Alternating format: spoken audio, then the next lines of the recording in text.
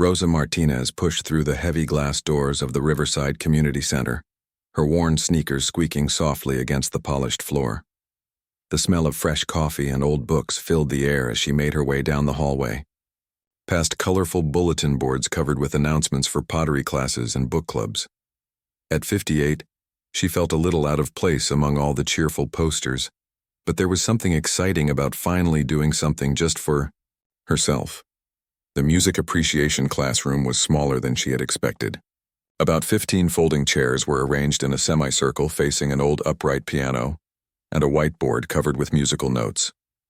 Rosa chose a seat in the back corner, close to the window where she could watch the afternoon sunlight filter through the maple trees outside. She pulled a small notebook and pen from her purse, the same ones she used to jot down grocery lists and reminders for her kids. Other students began filing in, chatting easily with each other like old friends. Most were around her age or older, dressed in comfortable sweaters and sensible shoes. Rosa listened to their conversations about retirement plans, grandchildren's soccer games, and weekend trips to the farmer's market. She smoothed down her simple, blue cardigan and wondered if she looked as nervous as she felt. "Good afternoon, everyone."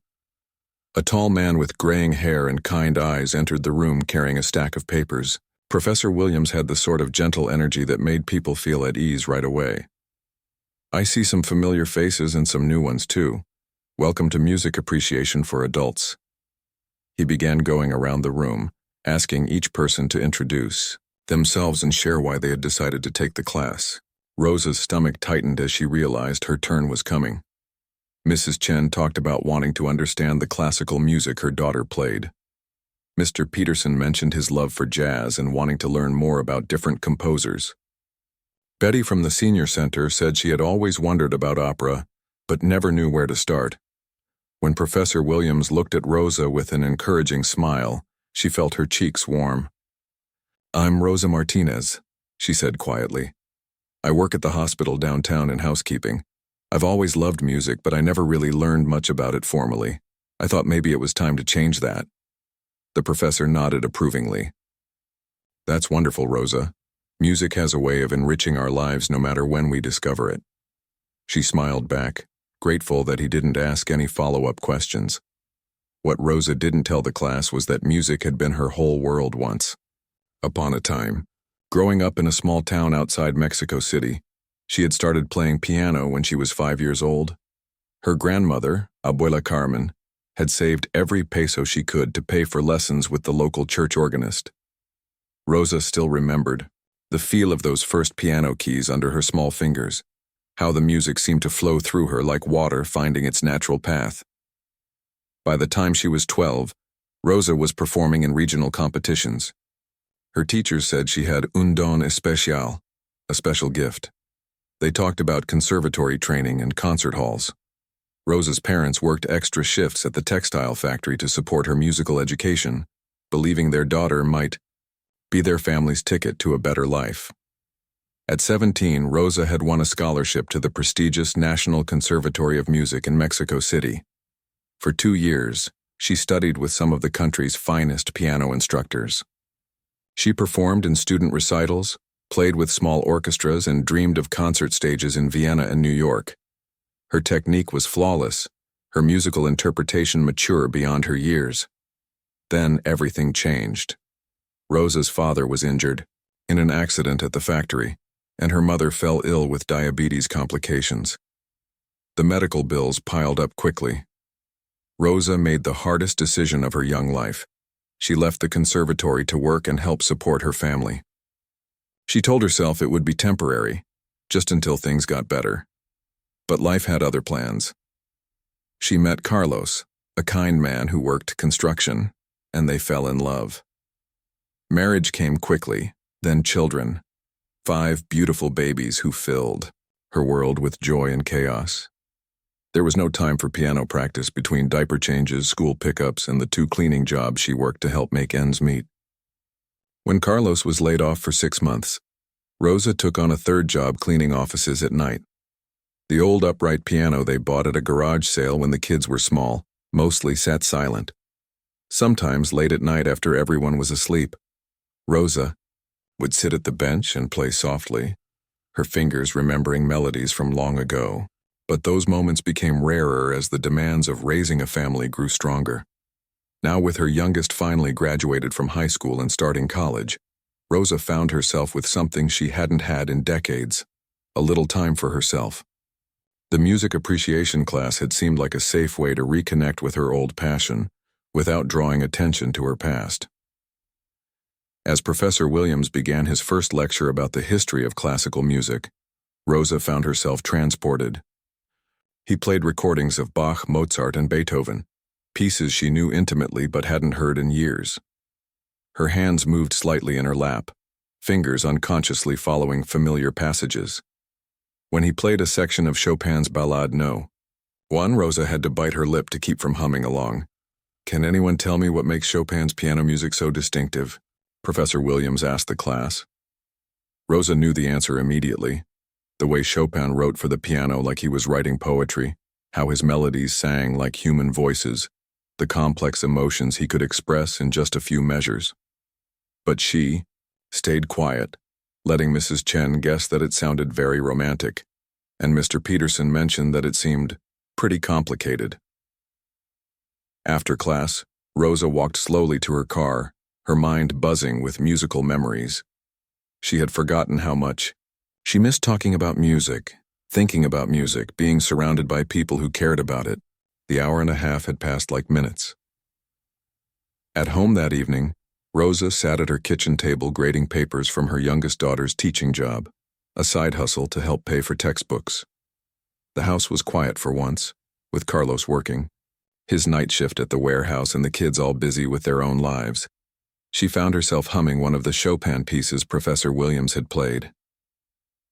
Rosa walked over to the old piano in the corner of the living room. She lifted the keyboard cover carefully. It stuck a little after years of humidity changes. She sat on the wobbly bench and placed her hands on the keys. Even though the piano was badly out of tune, when she played a simple C major scale, it sounded like coming home. She played for just a few minutes, keeping the volume low so the neighbors wouldn't hear. Her fingers were stiff from years of cleaning and scrubbing, but the muscle memory was still there, buried deep but not forgotten. As she closed the keyboard cover and headed to bed, Rosa smiled to herself. Maybe this music class would be good for her after all. The next week, Rosa arrived at class a few minutes early. She had spent the week looking forward to it more than she wanted to admit. Professor Williams was setting up his laptop and speakers, preparing for another journey through musical history. Rosa took the same seat by the window and opened her notebook, ready to learn about composers and time periods she already knew by heart, but from a perspective she had never experienced, as a student rather than a performer. She had no idea that in just a few weeks her carefully constructed quiet life would be turned completely upside down. 5 weeks had passed since Rosa first walked into that music appreciation classroom, and she had settled into a comfortable routine. Every Tuesday and Thursday at 2 o'clock, she would finish her morning shift at the hospital, grab a quick lunch from the cafeteria, and drive the 10 minutes to the community center. The class had become the highlight of her week. She loved listening to Professor Williams explain the differences between Baroque and Romantic music. She enjoyed hearing Mrs. Chen ask innocent questions about why certain pieces sounded sad or happy. Even Mr. Peterson's jazz comparisons, while sometimes off the mark, showed genuine curiosity. Rosa had found her place as the quiet student who asked thoughtful questions, but never revealed too much about her own knowledge. During their study of the classical period, Rosa had carefully asked about Mozart's piano sonatas without mentioning she had once performed 3 of them in a single recital. When they discussed Beethoven, she wondered aloud about his later works without revealing she had spent months mastering the complexity of his final piano sonatas. She had become an expert at appearing curious rather than knowledgeable. But today felt different. There was an energy in Professor Williams' voice that hadn't been there before, and he had arrived with a stack of colorful flyers that he placed on each chair before class started. "Good afternoon, everyone," he said, his eyes bright with excitement. "I hope you're all as energized about music as I am today, because I have something special to share with you." Rosa picked up the flyer from her chair and felt her stomach flutter. In bold letters across the top, It read, Spring Showcase, Adult. Education music classes present. An evening of musical discovery. Professor Williams continued, The community center is hosting a showcase in 3 weeks where students from all our music classes will perform for family and friends. It's completely voluntary, of course, but I think it would be a wonderful way to demonstrate what we've learned together. The room buzzed with nervous chatter. Mrs. Chen immediately shook her head, laughing. Oh no, I couldn't possibly perform for people. I don't even sing in the shower. Several other students echoed her concerns, mentioning stage fright and lack of experience, but Professor Williams was prepared for their reluctance. Now, before you all panic, let me explain. This isn't about being perfect or professional. It's about celebrating the joy of music and sharing what we've discovered in our journey together. The performances can be very simple, singing a folk song, playing a basic piece on piano, or even just explaining what you've learned about a particular composer. He walked over to the piano and sat at the bench. For example, we could have someone demonstrate the difference between a waltz and a march by playing simple examples. Or maybe someone could sing a traditional song from their culture and explain its musical elements. Rosa watched as a few students began to look more interested. Betty from the senior center raised her hand tentatively. Could I maybe talk about opera? I've been reading about it since our unit last month. Absolutely perfect, Professor Williams beamed. That's exactly the kind of thing I'm hoping for. Over the next few minutes, several students volunteered for simple presentations. Mr. Peterson offered to bring his harmonica and play some blues scales while explaining their structure. Mrs. Chen surprised everyone by volunteering to sing a Chinese lullaby her grandmother had taught her. 2 other students decided to work together on a presentation about the differences between major and minor keys. Professor Williams wrote each volunteer's name and topic on the whiteboard. Rosa counted 7 participants so far, and she felt relieved that she could simply attend as an audience member. She had no desire to draw attention to herself or risk questions about her musical background. Wonderful, Professor Williams said, stepping back from the board. Now I'd love to have someone represent each major musical period we've studied. We have the Baroque covered with Mrs. Patterson's Bach discussion and classical with the Mozart presentation. But we're missing the Romantic period. He moved to a filing cabinet beside the piano and pulled out a folder of sheet music. I was hoping someone might be willing to attempt a romantic piece on piano. Now I know this is asking a lot, and I certainly don't expect perfection. Rosa's hands grew cold as she watched him flip through the pages of music. She recognized several pieces immediately. Schumann's Traumerei, Liszt's Liebestraum No. 3. And then her heart nearly stopped. There it was, Chopin's Minute Waltz, the piece she had performed dozens of times, including at her final student recital at the conservatory. Professor Williams held up the sheet music for everyone to see? This is Chopin's famous Minute Waltz. Now don't let the name fool you. It's not meant to be played in exactly 1 minute, though some pianists try.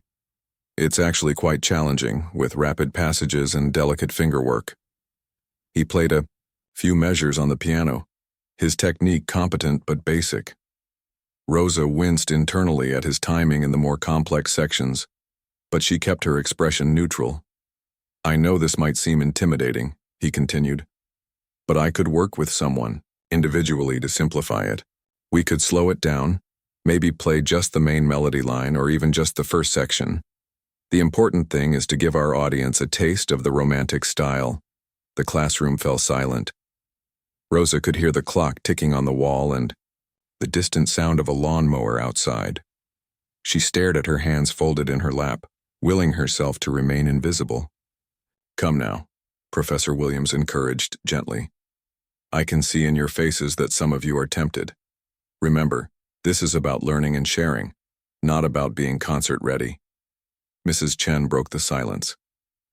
Professor, that looks incredibly difficult. I can barely read music, let alone play something like that. I understand completely, he replied, but you'd be surprised what's possible with some practice and simplification. Sometimes the pieces that look most challenging can be broken down into manageable parts. Rosa felt his eyes scanning the room, looking for any sign of interest. She tried to make herself smaller in her chair, focusing intently on her notebook as if she were taking important notes. "Rosa," Professor Williams said suddenly, and her head snapped up. "You always ask such insightful questions about the piano pieces we study. I can tell you really listen to the musical details. Would you consider giving this a try?" Every pair of eyes in the room turned to look at her. Rosa felt heat rising in her cheeks as she shook her head quickly. "Oh no, I couldn't. I've never really played piano before, I mean, not seriously." It wasn't exactly a lie. She had never played seriously in the way he meant, not as an adult student learning for fun. Her serious playing belonged to a different life, one she had carefully tucked away, but Professor Williams wasn't giving up easily. "That's exactly why it would be perfect. You have such good musical instincts from listening. Sometimes natural musicality is more important than years of formal training." Rosa felt trapped. The other students were nodding encouragingly, and she could see the hope in Professor Williams' eyes. She desperately searched for a polite way to decline without seeming rude or drawing more attention to herself. "I really don't think I'm the right person," she said, her voice barely above a whisper. "Maybe someone else would be better suited for it." "Nonsense," said Betty from across the room. "Rosa, you're always so thoughtful about the music we hear. I bet you'd do wonderfully." Other voices joined in with gentle encouragement. Mrs. Chen mentioned how Rosa always seemed to understand the emotional content of pieces better than anyone else. Mr. Peterson pointed out that she had great rhythm when she unconsciously tapped along to the music during class. Rosa felt herself being pulled into a current she couldn't escape. Professor Williams approached her chair and knelt down beside it, his voice kind but persistent. "Look, Rosa, I can see you're nervous, and that's completely natural. But I have a good feeling about this. You don't have to decide right now. Take the music home, look it over, and see how you feel. If it's too much, we'll find something simpler. But I have a hunch you might surprise yourself." Before she could protest further, he had placed the sheet music in her hands. The familiar title stared up at her. "Minute Waltz in D-flat major, by 64, number 1 by Frédéric Chopin." Her fingers trembled slightly as she held the paper. "Just think about it," Professor Williams said with a warm smile. "That's all I'm asking." As the class ended and students began gathering their things, Rosa sat frozen in her chair, staring at the music in her hands. This piece had once been as natural to her as breathing. She had performed it for her final conservatory jury, earning the highest marks possible. The judges had praised her interpretation, saying she captured both the playfulness and the underlying melancholy that made Chopin so special. Now, 35 years later, she was being asked to pretend she had never seen it before, to stumble through it like a beginner while hiding every instinct that screamed the correct fingering, phrasing, and interpretation. Rosa folded the music carefully and slipped it into her purse. As she walked to her car, she wondered how she had gotten herself into this situation, and more importantly, how she was going to get out of it without revealing the secret she had spent decades protecting. Rosa sat in her car outside the community center for a long time after class ended, staring at the sheet music resting on her passenger seat. The late afternoon sun was casting long shadows across the parking lot, and she could see other students, walking to their cars, chatting excitedly about the upcoming showcase. Mrs. Chen waved at her through the windshield, giving her an encouraging thumbs up before driving away. The drive home was a blur of stop signs and traffic lights. Rosa's mind kept wandering to the music beside her, to memories of practice rooms and concert halls that felt like they belonged to someone else's life. When she pulled into her driveway, she sat for another few minutes, gathering the courage to take the sheet music inside. Her small house was quiet when she entered. Carlos wouldn't be home from his shift for another 3 hours, and their youngest daughter Lucia was at her job at the bookstore downtown. Rosa kicked off her work shoes and padded to the kitchen in her stocking feet, setting her purse on the counter next to a stack of bills and grocery coupons. She made herself a cup of coffee and sat at the kitchen table, finally pulling out the Chopin music. The notes looked exactly as she remembered them, those cascading runs in the right hand, the playful melody that danced over a steady left-hand accompaniment. Her eyes moved across the page automatically, hearing the music in her head as clearly as if someone were playing it in the next room. Rosa closed her eyes and let herself remember the first time she had learned this piece. She was 19 in her second year at the conservatory. Her teacher, Maestro Hernandez, had assigned it to her after hearing her play some Chopin nocturnes. "You have the touch for Chopin," he had told her. "Your hands understand his poetry." She had practiced this waltz for months, working through every phrase until it felt natural under her fingers. The technical challenges that would frighten most pianists, the rapid chromatic runs, the delicate balance between melody and accompaniment, the precise pedaling required for the flowing sound, had become second nature to her. Opening her eyes, Rosa looked across her living room at the old upright piano in the corner. It had been her family's most treasured possession for 20 years, even when money was tight and they had to choose between piano tuning and school supplies. The piano usually won, because Rosa couldn't bear to hear it sound so out of tune when one of the kids wanted to play Happy Birthday or pick out a simple melody. Rosa walked over to the piano and lifted the bench lid, where she kept her few remaining pieces of sheet music. Most of it was children's music, beginner books she had bought when her kids were small, hoping to teach them what she knew. Only Lucia had shown real interest, taking lessons for 3 years before soccer and friends became more important. Beneath the children's books, wrapped in an old towel, were Rosa's conservatory pieces. She hadn't looked at them in years, but she couldn't bring herself to throw them away either. She unwrapped the bundle carefully and found her old copy of the same Chopin waltz, yellowed with age and marked with pencil notations in her young handwriting. The phone rang, startling her out of her memories. It was her daughter Maria calling from Phoenix, where she worked as a nurse. "Hi, Mom. How are you? How's your music class going?" Rosa found herself telling Maria about the showcase, about Professor Williams asking her to play the piano piece. She tried to keep her voice casual, but Maria knew her too well. "Mom, that's exciting. You should totally do it. I remember when we were kids, you used to play the most beautiful music. I always wondered why you stopped." "Oh, mija, that was so long ago. I was never that good anyway." "Are you kidding? I used to fall asleep to you playing piano when I was little. You had such gentle hands on the keys. Dad always said you could have been a famous pianist if things had been different." After they hung up, Rosa sat back down at the kitchen table with the Chopin music spread in front of her. Carlos had said that. She had never known he understood how much music had meant to her, how much she had given up. They had never really talked about her conservatory years. There had always been too much happening in the present to dwell on the past. That evening, after Carlos came home and they had eaten dinner together, Rosa found herself standing by the piano again. Carlos was watching television in his recliner, half asleep after his long day loading trucks at the warehouse. "Carlos," she said quietly, "remember that music class I'm taking?" He muted the television and turned to look at her. "The one you love so much? What about it?" "The teacher wants me to play piano in a showcase, a piece by Chopin." Carlos sat up straighter, suddenly more alert. "Rosa, that's wonderful. You should do it." "I don't know. It's been so long since I played anything serious. What if I embarrass myself?" Carlos stood up and walked over to her, taking her hands in his work-roughened ones. "Mi amor, I've heard you play late at night when you think no one is listening.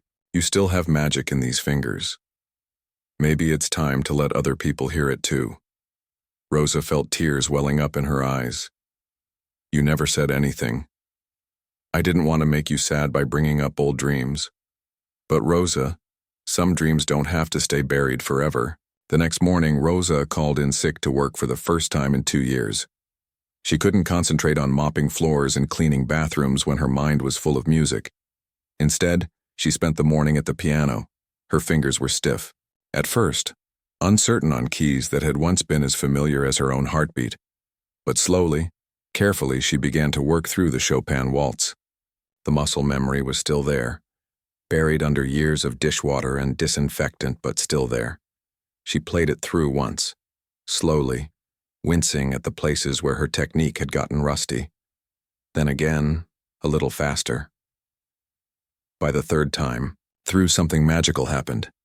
Her hands remembered not just the notes but the feeling of the music, the playful lightness of the main melody, the way the left hand should dance rather than plod, the subtle rubato that made Chopin's sound like conversation rather than exercise.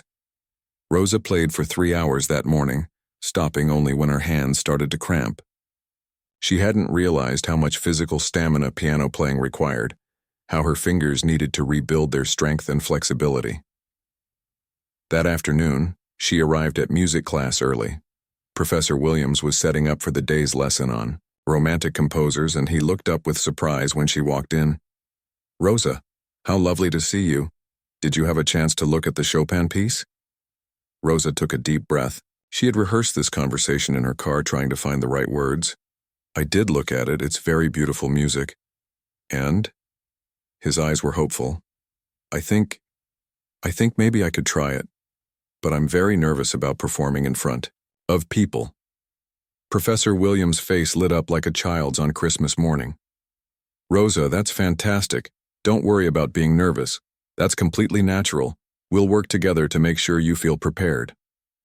"I might need some help with the harder parts," Rosa said, the lie feeling strange on her tongue.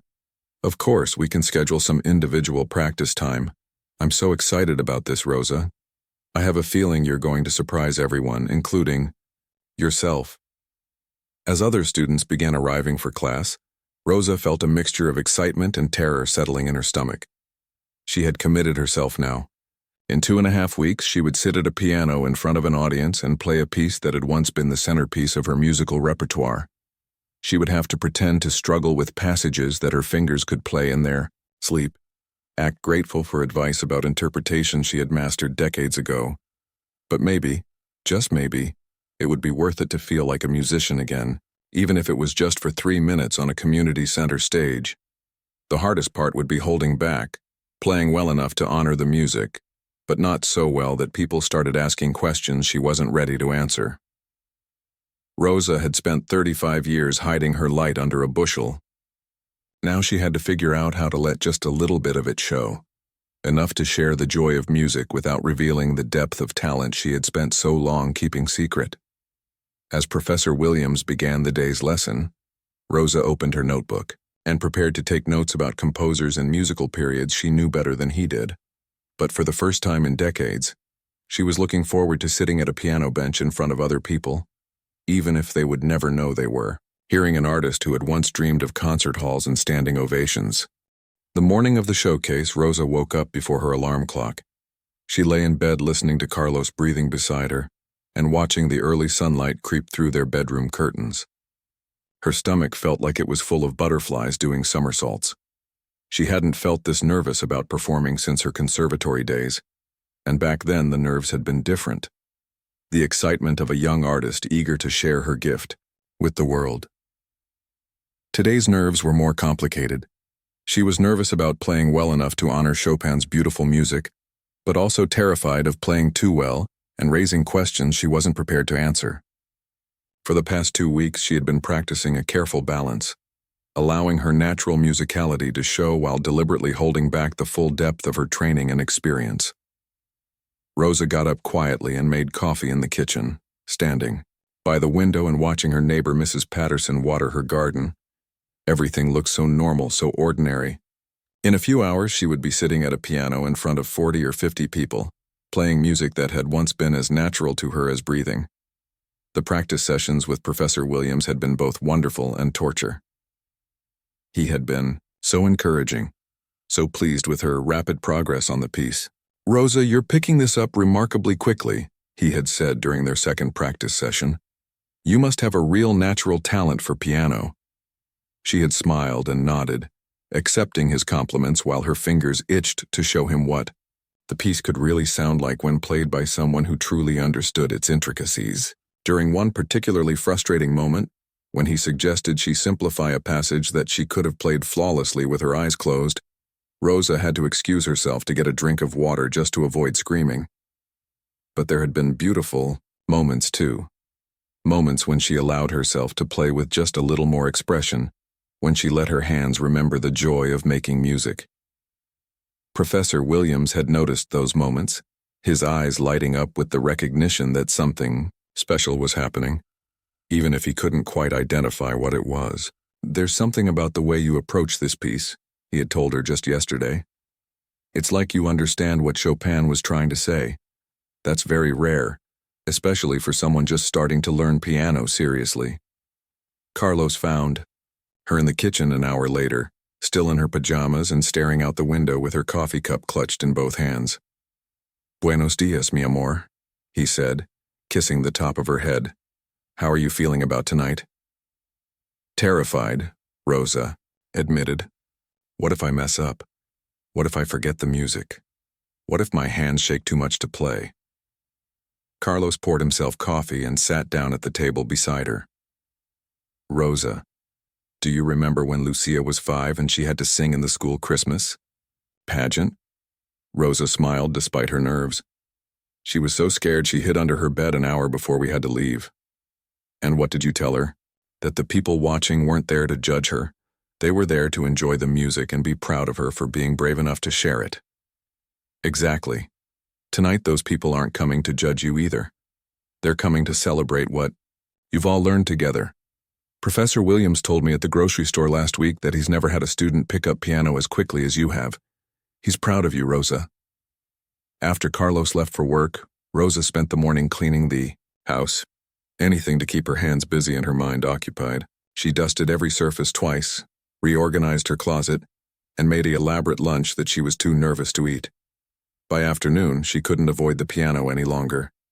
She sat down at the bench and played through the Chopin waltz one final time. Her fingers moved confidently over the keys, and for just a moment she allowed herself to play it the way she felt it, with all the nuance and expression that years of training had taught her. The melody sang out with crystal clarity, the rapid passages flowing like water, the gentle phrases breathing with natural rubato. It was beautiful, it was perfect, and it was exactly what she couldn't do tonight if she wanted to maintain her carefully constructed cover story. Rosa closed the piano lid and went to get ready. She had bought a new dress for the occasion, nothing fancy, just a simple navy blue dress with small pearl buttons that made her feel elegant without being overdressed. She did her hair carefully and put on the small gold earrings Carlos had given her for their 20th wedding anniversary. The community center was buzzing with activity when Rosa arrived at 6 o'clock. Families were streaming in, children running around in their best clothes, elderly couples holding hands and looking for good seats. Rosa saw Mrs. Chen's grown daughter helping her grandmother to a chair in the front row, and Mr. Peterson's wife adjusting the microphone on the small stage. The performance space was actually the community center's main hall, with folding chairs arranged in neat rows facing a small raised platform.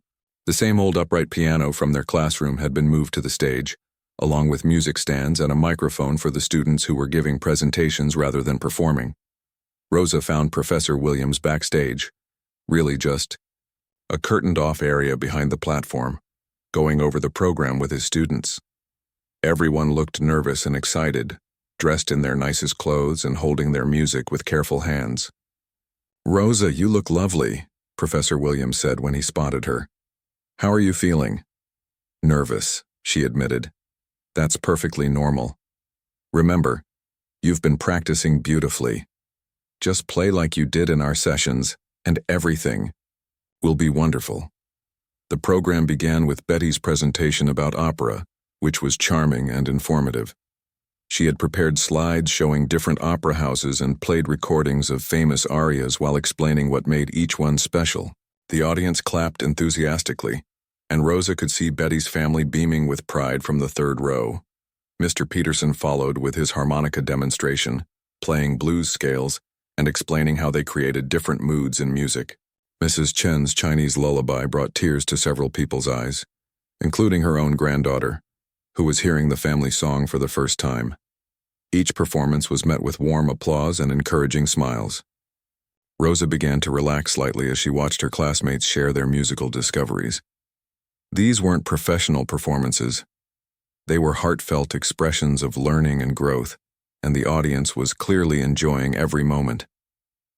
"Rosa, Martinez will now perform Chopin's Minute Waltz," Professor Williams announced as Rosa's turn approached. Rosa has been working very hard on this challenging piece, and I think you'll all be impressed by her dedication and natural musical ability. Rosa walked onto the small stage, her legs feeling unsteady beneath her.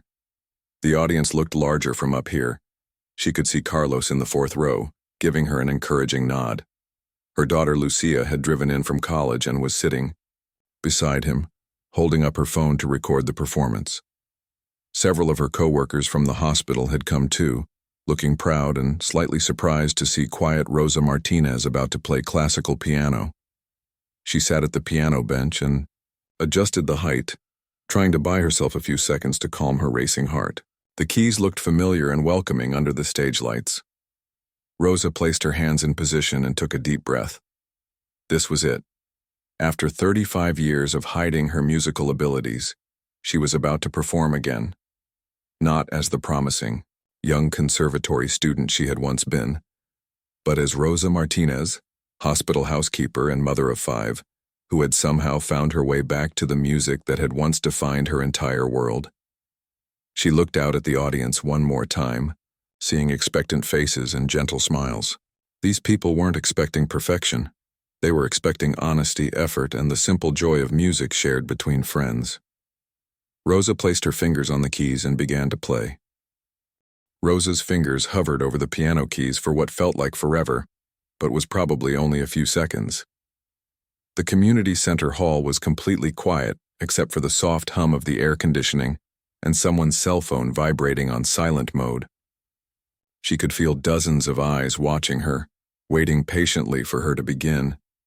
She had planned this moment so carefully.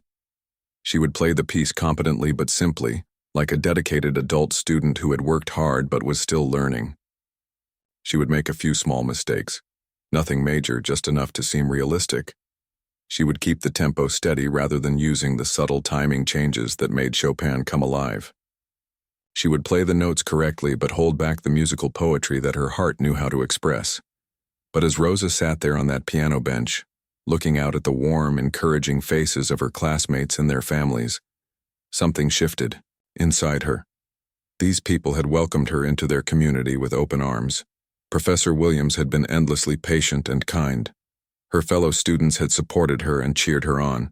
Carlos and Lucia had driven across town to hear her play. They deserved better than a performance held back by fear and secrecy. The music deserved better too. Rosa closed her eyes for a moment and let herself remember why she had fallen in love with this piece 35 years ago. It wasn't just the technical challenge or the way it showed off a pianist's skill. It was the story it told, playful and light on the surface but with deeper currents of longing and bittersweet beauty flowing underneath. Chopin had written it during a time of exile from his homeland, and somehow he had captured both joy and sadness in the same melody. When Rosa opened her eyes and placed her hands on the keys, she made a decision that surprised even herself. She was going to play this piece the way it deserved to be played. She was going to honor Chopin, honor the music, and honor the part of herself that she had kept hidden for far too long. The first notes floated out into the hall with crystal clarity, not tentative or careful but confident and sure. Rosa's right hand began the familiar melody, each note perfectly placed and singing with warmth. Her left hand provided the waltz accompaniment, steady but alive, dancing rather than merely marking time. The audience stirred slightly. This didn't sound like a beginner working through a difficult piece. This sounded like music. As Rosa moved into the first rapid passage, her fingers flew over the keys with breathtaking precision. Every note was clear and even, the chromatic runs flowing like water cascading down a mountainside. There were no hesitations, no fumbled transitions, no careful pauses to find the next hand position. Her fingers seemed to know exactly where they were going, guided by muscle memory that had been waiting decades to express itself again. Professor Williams, sitting in the front row, felt his mouth drop open. This was not the student he had been working with for the past 2 weeks. This was someone else entirely. Someone with years of serious training, someone who understood this music from the inside out. The melody returned, but now Rosa allowed herself to shape it with the subtle rubato that made Chopin's phrases breathe like human speech. She leaned into certain notes, letting them sing out above the accompaniment, then pulled back for the more delicate passages. Her hands moved independently with the kind of coordination that took years to develop, the left hand maintaining perfect timing while the right hand bent and shaped the melody with expressive freedom. Mrs. Chen grabbed her daughter's arm. "Is this the same woman from our class?" she whispered. In the fourth row, Carlos felt tears welling up in his eyes. He had heard Rosa play like this before, late at night when she thought no one was listening, but never in front of other people. Never with this kind of confidence and joy.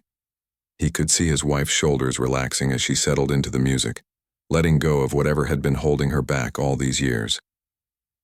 Rosa reached the middle section of the piece, where Chopin had written some of his most technically demanding passages. Her hands crossed and recrossed with balletic grace, the rapid scales and arpeggios sparkling like jewels under the stage lights. But it wasn't just technical display. Every note served the musical line, contributing to the overall story the piece was telling. The audience had gone completely still. Even the restless children had stopped fidgeting, somehow sensing that they were witnessing something special. This wasn't just someone playing notes on a piano. This was an artist communicating directly through music, speaking a language that touched something deep in the listeners' hearts. Betty, who had opened the program with her opera presentation, felt goosebumps rising on her arms. She had been to professional concerts that didn't move her as much as this performance was moving her right now. As Rosa approached the final section, she allowed herself one moment of pure indulgence. She had always loved the way Chopin brought back the opening melody at the end, but with subtle variations that made it feel both familiar and surprising. Her fingers caressed each phrase, drawing out every bit of beauty hidden in the notes. The rapid finale passage, which had intimidated so many pianists over the years, flowed from her hands with joyful abandon. This was music at its purest, not showing off but celebrating. Celebrating the incredible human ability to create beauty from organized sound, to touch hearts and souls through the movement of fingers on ivory keys. The final chord rang out, in the hushed hall, and Rosa lifted her hands from the keys. For a moment, the silence was so complete that she wondered if she had somehow dreamed the entire performance. Then the applause began. It started slowly, just a few people clapping, but within seconds it had erupted into something Rosa had never expected. People were rising to their feet, applauding with the kind of enthusiasm usually reserved for professional concerts. She could see tears on many faces, including Professor Williams, who was shaking his head in amazement as he clapped. Carlos was on his feet immediately, clapping so hard his hands hurt. Lucia was crying and cheering at the same time, holding her phone up to capture her mother's moment of triumph. The hospital workers who had come to support their quiet colleague looked stunned.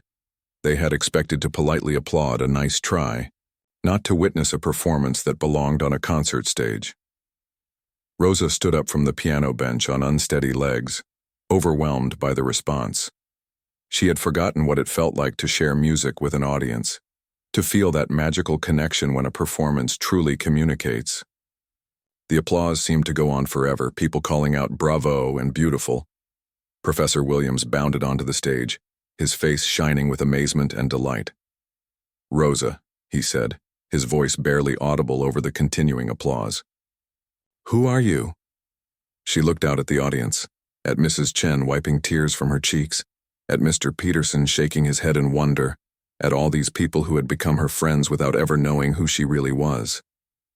For 35 years, she had introduced herself as Rosa Martinez, hospital housekeeper, mother of 5.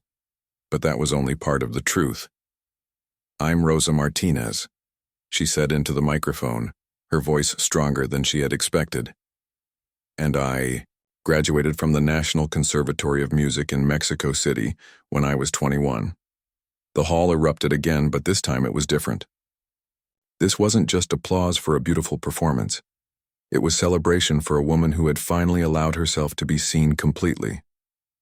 As Rosa stood on that small stage in a community center, surrounded by the warmth and love of people who had supported her without knowing her secret, she realized something important. She had spent decades thinking that part of her life was over, that the musician she had once been was gone forever. but music doesn't disappear. It just waits. And sometimes, when we're brave enough to let it, it comes flooding back, more beautiful than ever because of everything we've learned while it was sleeping. The standing ovation continued for several more minutes, but Rosa barely heard it. She was thinking about tomorrow, about the piano waiting in her living room, about all the music still inside her fingers, waiting to be shared with the world again.